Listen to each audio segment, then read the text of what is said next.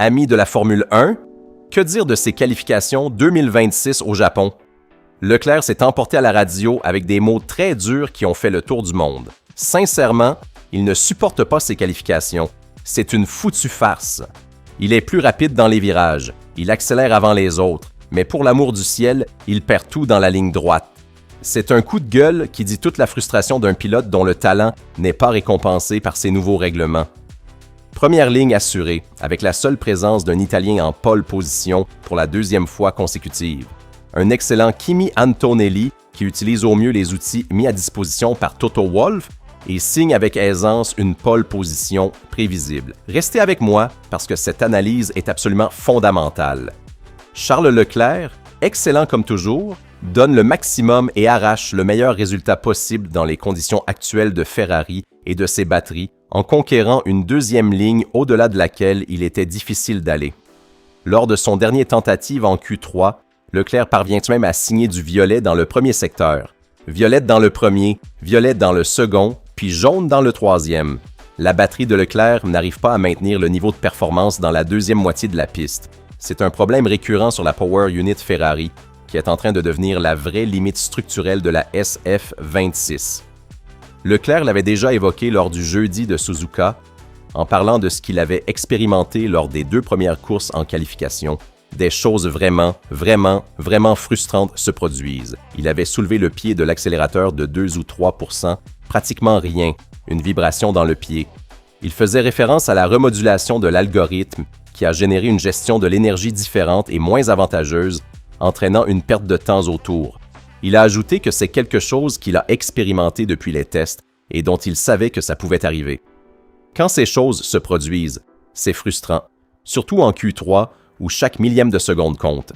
Il a expliqué comment aller à la limite ne paie plus et que cette Formule 1 privilégie davantage la régularité dans les actions plutôt que de chercher à sortir le lapin du chapeau comme on le faisait avant. Mercedes parvient à exploiter la batterie au mieux, offrant à ses pilotes de l'AW 17 un usage fluide et avantageux des 350 kW de puissance électrique. Ferrari reste en revanche avec cet écart dans l'utilisation des batteries qui se voit aussi en qualification lors des tours lancés où elle est contrainte de céder face à Mercedes. C'est une question de batterie et de gestion de l'énergie. Mercedes réussit à recharger ses batteries mieux que Ferrari, et cela tient au moteur thermique qui dispose de plus d'énergie, d'un rapport de compression plus élevé ou d'autres facteurs qui pour l'instant échappent à l'attention de tous mais qui font toute la différence sur la piste. L'utilisation de l'énergie par la Rossa est encore très éloignée de la valeur optimale du système hybride mis au point à Brixworth. Le moteur Mercedes fait toute la différence, surtout dans les lignes droites où la puissance compte. Lors de la 3e séance d'essai libre, Ferrari avait réalisé le progrès attendu sur l'équilibre, une SF26 bien réglée, mais elle a souffert de problèmes liés aux batteries. Au moment décisif, les 2 voitures italiennes ne disposaient pas de la quantité correcte d'énergie pour exploiter pleinement la Rossa. Ce casse-tête devait être résolu pour les qualifications, mais ce n'était manifestement pas entièrement le cas. Tant que Ferrari ne réalisera pas un saut qualitatif dans la gestion hybride, elle ne pourra pas être compétitive ni en qualification ni en course.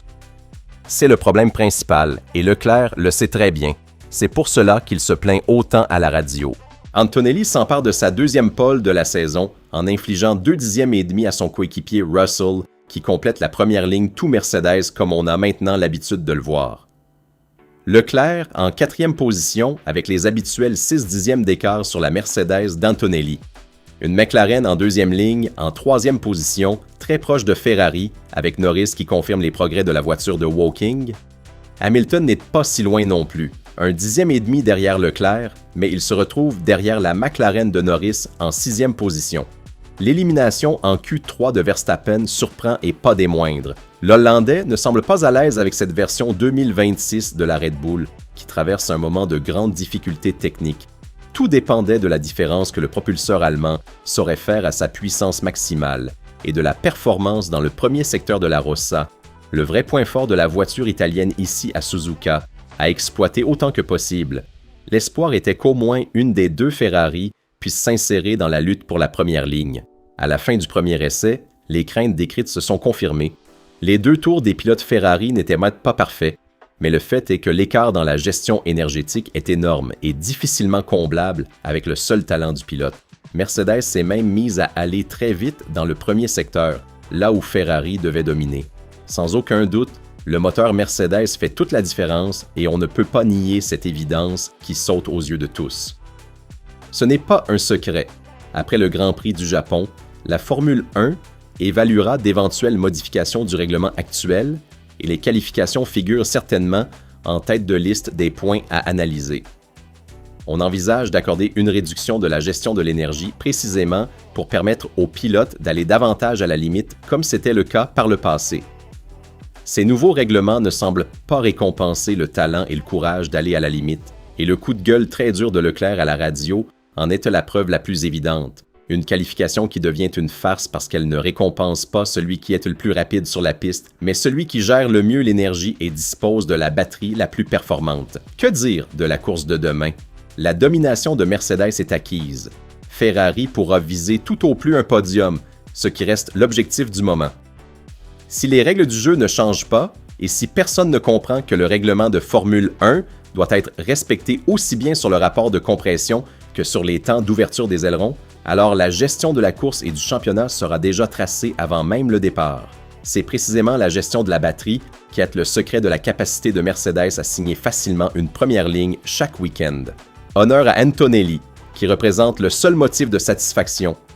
Et on espère qu'il gagnera demain et pourra viser le titre mondial, ce qui nous ferait plaisir de voir un Italien s'imposer à ce niveau. Mais la frustration ragueuse de Leclerc, qui ne supporte pas l'idée de partir derrière par manque de puissance, raconte tout le drame de Ferrari. Une équipe qui a le châssis, les pilotes et la volonté, mais qui attend encore que le moteur soit à la hauteur de ses ambitions. Le Japon aura au moins servi à confirmer ce que tout le monde sait déjà. Le changement doit venir de l'intérieur, et il doit venir vite. Et c'est peut-être là le paradoxe le plus cruel de cette saison 2026 pour Ferrari. La SF26 est rapide dans les virages, les pilotes sont en forme, la stratégie progresse. Mais chaque qualification semble raconter la même histoire, une voiture qui illumine les 2 premiers secteurs et s'éteint dans le 3e.